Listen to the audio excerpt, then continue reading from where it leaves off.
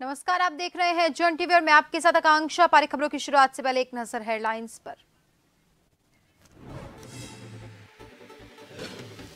Dhami cabinet की बैठक आज। धर्मस्व तीर्थाटन परिषद सहित कई प्रस्तावों पर होगा मंथन। अहम फैसलों पर लगेगी मुहर।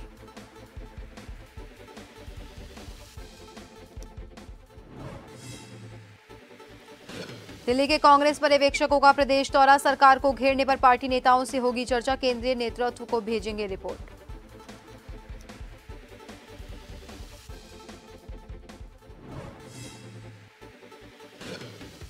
रुड़की में पति ने नहीं दिए घर के खर्च के पैसे। पत्नी ने बेटे का गला दबाकर की मारपीट। सोशल मीडिया पर वीडियो वायरल। जांच में जुटी पुलिस।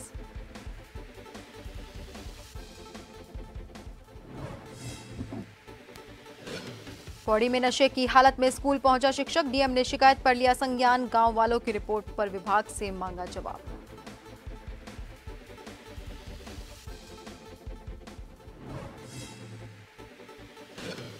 और राज्य में बारिश से हाल बेहाल। देहरादून सहित 10 जिलों में मौसम विभाग का अलर्ट। कुमायूं और हल्द्वानी में बरसी आफत की बरसात।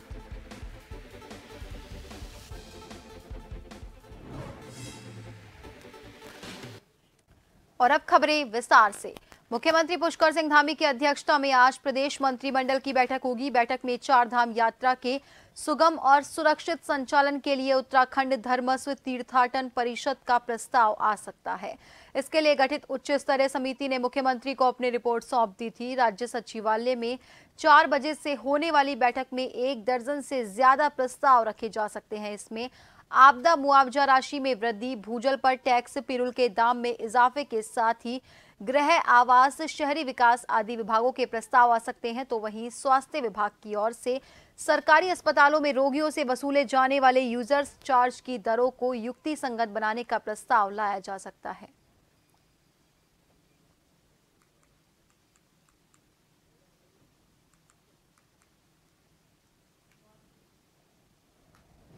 बता दें कि धामी कैबिनेट की बैठक आज होनी है। धर्मस्व तीर्थाटन परिषद सहित कई प्रस्तावों पर मंथन होगा। इस दौरान अहम फैसलों पर मुहर लगेगी। मुख्यमंत्री पुष्कर सिंह धामी की अध्यक्षता में ये प्रदेश मंत्रिमंडल की बैठक होगी। बैठक में 4 धाम यात्रा के सुगम और सुरक्षित संचालन के लिए उत्तराखंड धर्मस्व तीर्थाटन परिषद का प्रस्ताव आ सकता है। इसके साथ ही गठित उच्च स्तरीय समिति ने मुख्यमंत्री को अपनी रिपोर्ट सौंप दी है। बैठक राज्य सचिवालय में 4 बजे से होगी और इस बैठक में 1 दर्जन से ज्यादा प्रस्ताव रखे जा सकते हैं।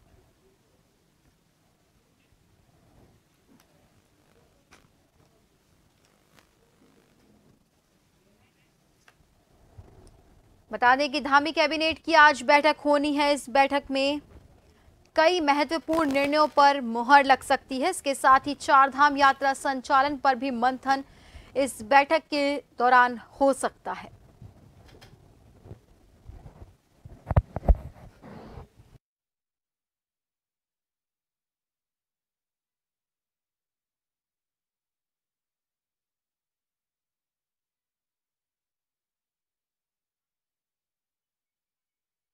दौरान इस बैठक में कई महत्वपूर्ण फैसलों पर मुहर लग सकती है। इसमें आपदा मुआवजा राशि में वृद्धि, भूजल पर टैक्स, पिरूल के दाम में इजाफे के साथ ही गृह आवास, शहरी विकास आदि विभागों के प्रस्ताव आ सकते हैं।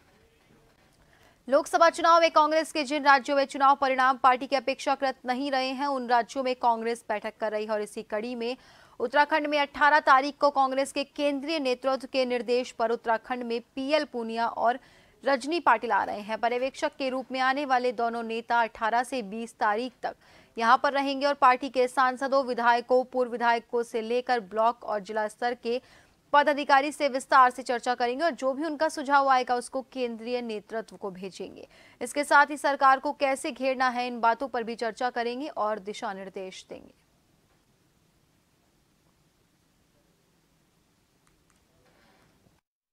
लोकसभा चुनाव में जिन राज्यों में कांग्रेस का चुनाव परिणाम अपेक्षा के अनुरूप नहीं रहा, उन राज्यों के लिए केंद्रीय नेतृत्व ने पर्यवेक्षकों की घोषणा की है। पर्यवेक्षक उन राज्यों में जाएंगे, वहां के नेताओं से, कार्यकर्ताओं से मिलेंगे और रिपोर्ट बना करके केंद्रीय नेतृत्व को सौंपेंगे।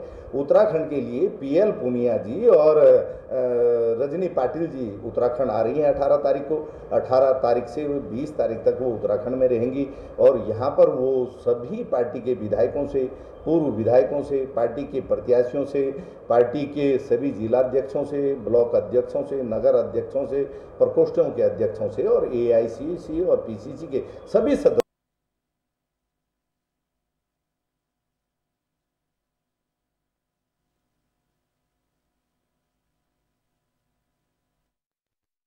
लोकसभा चुनाव में कांग्रेस के जिन राज्यों में चुनाव परिणाम पार्टी के अपेक्षाकृत नहीं रहे हैं, उन राज्यों में कांग्रेस बैठक कर रही है और इसी कड़ी में उत्तराखंड में 18 तारीख को कांग्रेस के केंद्रीय नेतृत्व के निर्देश पर उत्तराखंड में पीएल पूनिया और रजनी पाटिल आ रहे हैं। पर्यवेक्षक में आने वाले दोनों नेता 18 से 20 तारीख तक यहां पर रहने वाले हैं।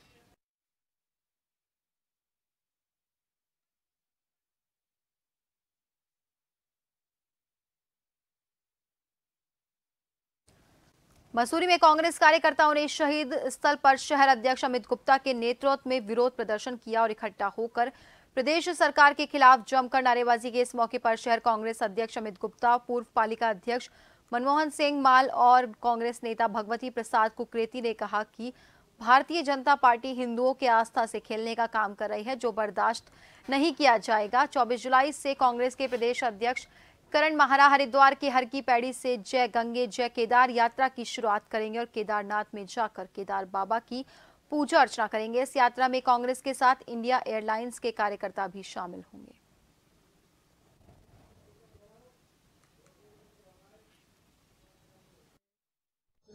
आस्था के स्थल है, चाहे वो केदार है, बद्रीनाथ है या जो भी मंदिर है, अगर इनको शिफ्ट किया जाता तो इतने दूर जाने की जरूरत क्या थी।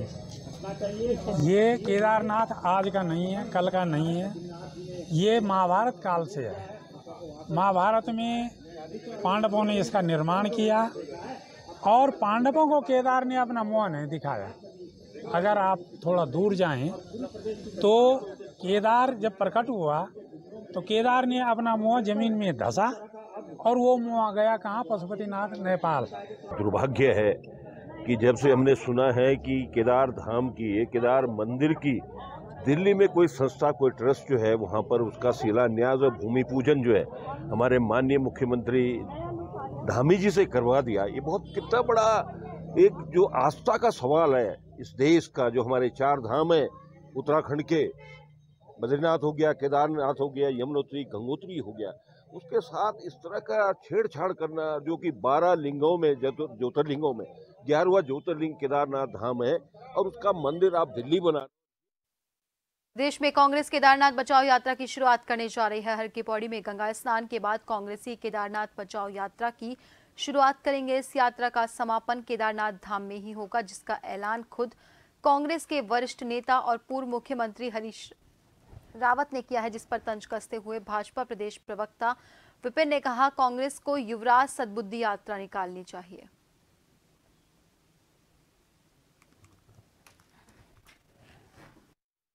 के प्रदेश अध्यक्ष जी को सद्बुद्धि यात्रा निकालनी चाहिए। युवराज सद्बुद्धि यात्रा, उनके युवराज संसद में सनातन धर्म के खिलाफ, हिंदू धर्म के खिलाफ बयानबाजी करते हैं, तब कांग्रेस के प्रदेश अध्यक्ष कहाँ सोते हैं?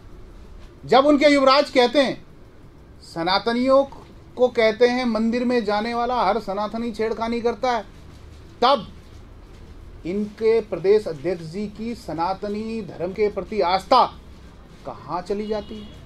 कांग्रेस को अपने युवराज की सद्बुद्धि यात्रा निकालनी चाहिए। भारतीय जनता पार्टी को इस तरह से तोड़ने मरोड़ने के लिए चीजों को कुछ कहने को है नहीं, तो घूम फिरकर राहुल गांधी और प्रियंका गांधी पर उनका टारगेट हो जाता है। वो आप जनता को बोरिंग भी लगने लगा है। आपका कुछ नया सोचकर भारतीय जनता पार्टी को कांग्रेस पर हमला बोलना चाहिए और शर्म इनको इसलिए भी आना चाहिए, इसलिए क्योंकि केदारनाथ का जो सोना चोरी हुआ उस पर अभी तक बात नहीं हुई। QR कोड वहां लग गया, चंदा हुगाई कर, उस पर बात नहीं हुई। केदारनाथ जो दिल्ली बुराड़ी का केदारनाथ धाम ट्रस्ट है उसको NOC किसने दी, ट्रस्ट का नाम केदारनाथ धाम की तर्ज पर रखने के लिए, उस पर बात होनी चाहिए।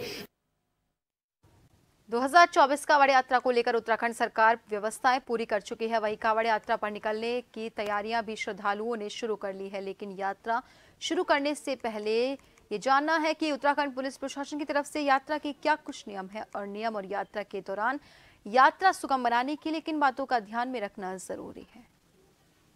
उत्तर प्रदेश के मुख्य सचिव और DGP की अध्यक्षता में एक गोष्ठी आयोजित हुई थी समन्वय के संबंध में, जिसमें मेरे और ADG law and order sir के द्वारा प्रतिभाग किया गया था। जिसमें वही बात है कि सहयोग कि एक दूसरे के कोऑर्डिनेशन के बगैर जो है कावड़ यात्रा को संचालित करना बहुत कठिन है। जिसमें सूचनाओं का आदान प्रदान है और कावड़ के हाइट को निर्धारित करना और कावड़ समितियों के साथ गोष्ठी आयोजित करके उनके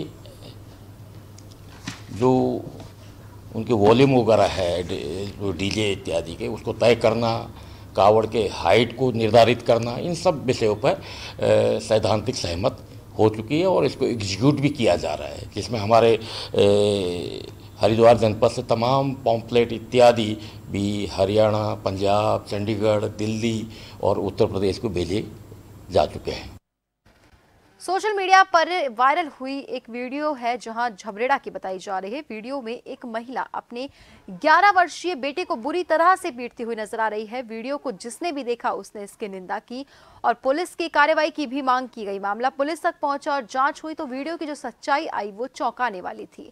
पुलिस ने मामला चाइल्ड वेलफेयर भी भेज दिया है। आपको बता दें 2 मिनट के इस वीडियो में महिला 11 साल के बच्चे को बुरी तरह से पीटती हुई नजर आ रही है। उसका नाम पता भी वीडियो के साथ दिया गया है। इसे लेकर झबरेड़ा पुलिस से कार्रवाई की मांग की गई है। पुलिस ने बताया कि पति से खर्चे के पैसे नहीं मिलने पर महिला ने ऐसा किया।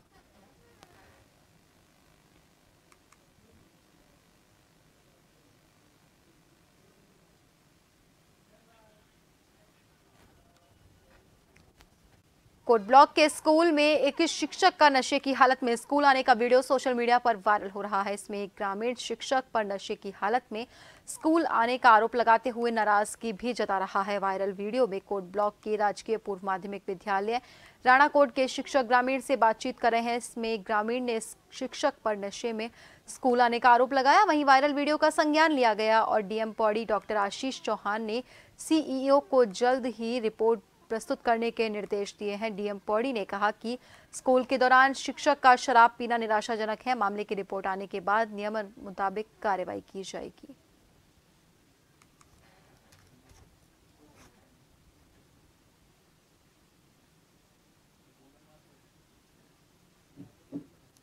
संबंध में मेरे द्वारा CEO से स्टेटस रिपोर्ट मांगी गई है। जैसे ही शिक्षा विभाग से संबंध में रिपोर्ट मिलती है और यदि कोई व्यक्ति वर्किंग आवर्स में या उनकी ड्यूटी के दौरान शराब पिए हुए पाएंगे तो अकॉर्डिंगली उस अध्यापक या व्यक्ति विशेष या कार्मिक विशेष के विरुद्ध आवश्यक कार्रवाई की। रुद्रपुर शहर से है जहां सोशल मीडिया पर एक CCTV वीडियो वायरल हो रहा है जिसमें 2 पक्षों में मारपीट के बाद एक व्यक्ति खुलेआम तलवार और डंडे लेकर घूमते हुए नजर आ रहा है। ये वीडियो रामपुरा क्षेत्र का बताया जा रहा है। वीडियो सोशल मीडिया पर वायरल हुआ जिसमें जानकारी के मुताबिक एक पक्ष ने ये वीडियो पुलिस को भी सौंपा हुआ है, लेकिन घटना को 4 दिन बीत चुके हैं। वहीं SP सिटी मनोज कात्याल ने बताया घटना रविवार की है और सोशल मीडिया के माध्यम से CCTV फुटेज सामने आई है जिसमें एक व्यक्ति तलवार लेकर भाग रहा है। जिसमें जानकारी की गई तो पता चला कि इन लोगों में पहले से ही विवाद चला आ रहा है।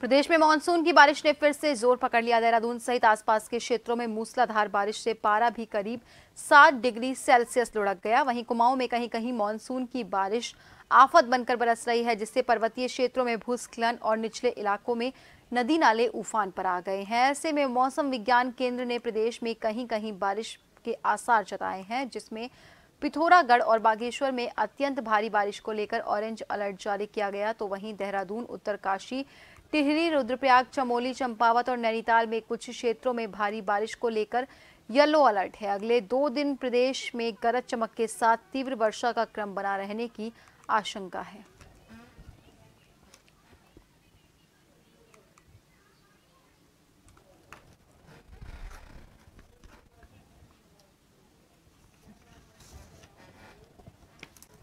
बता दें, प्रदेश में भारी बारिश का किसी जिले में अलर्ट जारी है, जहां देहरादून सहित 10 जिलों में भारी बारिश का अलर्ट है। कुमाऊं में कहीं कहीं मानसून की बारिश आफत बनकर बरस रही है। पर्वतीय क्षेत्रों में भूस्खलन और निचले इलाकों में नदी नाले उफान पर हैं। पिथौरागढ़ और बागेश्वर में अत्यंत भारी बारिश का ऑरेंज अलर्ट जारी किया गया। मौसम विज्ञान केंद्र के निदेशक विक्रम सिंह के मुताबिक देहरादून, उत्तरकाशी, टिहरी, रुद्रप्रयाग, चमोली, चंपावत और नैनीताल के कुछ क्षेत्रों में भारी बारिश को लेकर येलो अलर्ट है। अगले 2 दिन प्रदेश में गरज चमक के साथ तेज बारिश की आशंका है।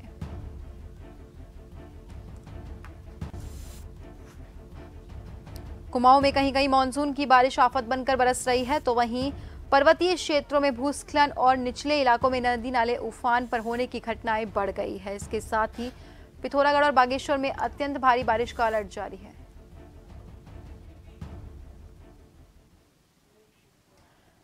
प्रदेश में भारी बारिश का कहर देखने को मिल रहा है। हल्द्वानी में इस मानसून की आफत की बारिश हुई है। बारिश की वजह से काठगोदाम क्षेत्र में देवनाला उफान पर आ गया। पानी का बहाव इतना तेज था कि नाले के किनारे खड़ी कारें भी बहने लगी। बारिश ने भारी तांडव मचाया। पुलिस प्रशासन के लाख मना करने के बाद भी लोग अपनी जान जोखिम में डालकर तेज पानी के बहाव में नाले को पार करने का रिस्क लेते हुए नजर आए। ताजा उदाहरण इस एक्सक्लूसिव वीडियो में देखा जा सकता है, जहां पुलिस के मना करने के बावजूद कार चालक किसी तरह से इस नाले को पार करने का प्रयास करते हुए नजर आ रहे हैं।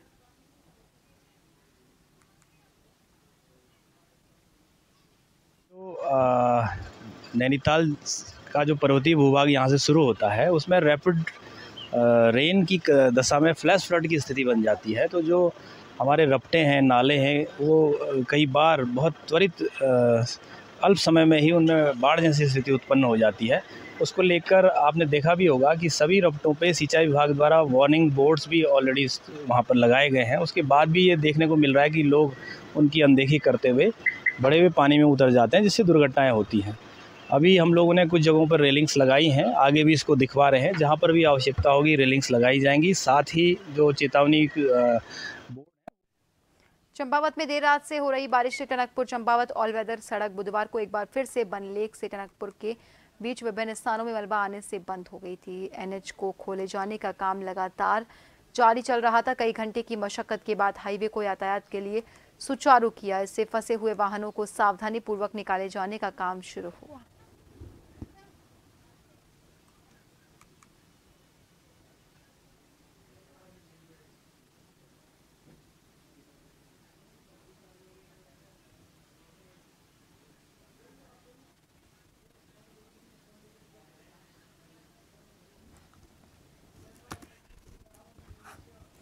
पिथौरागढ़ के मुनस्यारी गोल्फा मोटर मार्ग में पुल निर्माण बनने और लगातार क्षेत्र में भारी बारिश होने की वजह से जगह जगह भूस्खलन होने से सड़क बंद है। स्थानीय निवासी ने बताया कि पीडब्ल्यूडी विभाग ने गोल्फा और बोना जाने के लिए वैकल्पिक ट्राला के माध्यम से आवाजाही का रास्ता बनाया था और पूर्व में पीडब्ल्यूडी विभाग ने 2 पीआरडी के जवान ट्राला के पास तैनात किए थे। लगातार बारिश से गोल्फा और बोना का रास्ता के टूट जाने से जान हथेली में रखकर पत्थर की चट्टानों से ग्रामीण जाने को मजबूर है। पीडब्ल्यूडी विभाग द्वारा बनाया गया ट्राला की हालत भी नाजुक बनी हुई है।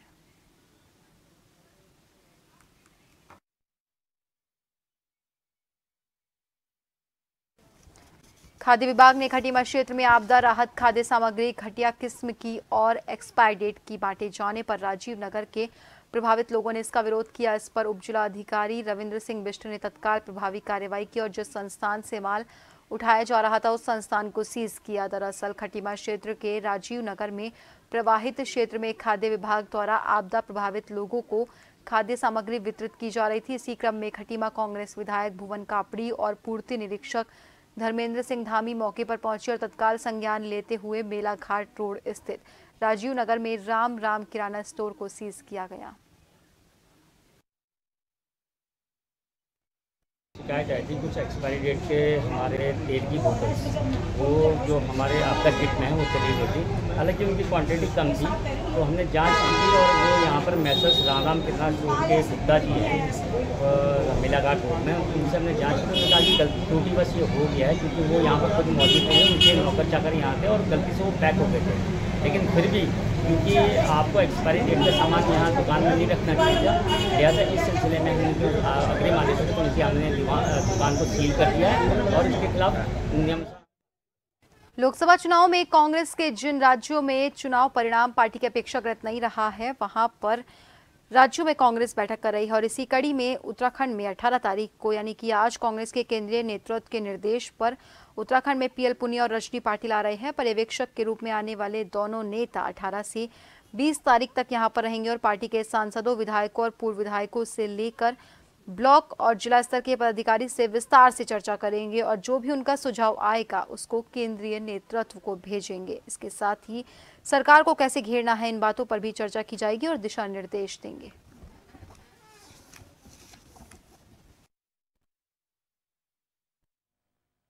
लोकसभा चुनाव में जिन राज्यों में कांग्रेस का चुनाव परिणाम अपेक्षा के अनुरूप नहीं रहा, उन राज्यों के लिए केंद्रीय नेतृत्व ने पर्यवेक्षकों की घोषणा की है।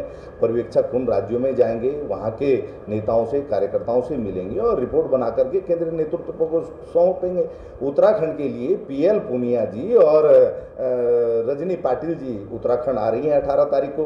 18 तारीख से 20 तारीख तक वो उत्तराखंड में रहेंगी और यहाँ पर वो सभी पार्टी के विधायकों से, पूर्व विधायकों से, पार्टी के प्रत्याशियों से, पार्टी के सभी जिलाध्यक्षों से, ब्लॉक अध्यक्षों से, नगर अध्यक्षों से, प्रकोष्ठों के अध्यक्षों से और एआईसीसी और पीसीसी के सभी। फिलहाल के लिए बुलेटिन में इतना ही। बने रहिए जन टीवी के साथ। नमस्कार।